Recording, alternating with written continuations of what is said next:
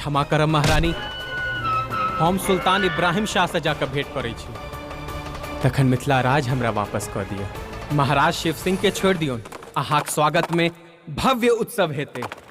हमरे हुकुम के बगैर मिथिला पर हमला ना करना। कोटि विकास वंकिम तुलित चंद्र कने। महाराज शिव सिंह के हम सब नहीं बचा सकलियन। यो जीवित छी। युद्ध भूमि में एहि तलवार के सिवा और किछ नहीं भेटल। विद्यापति यहाँ की कर रहल छी? भगवान शिव, हर हर महादेव। महादेव नो उगना तुहे शिव धारू नट भेस की डमरू बजावो है। आजुनाथ एक व्रत महा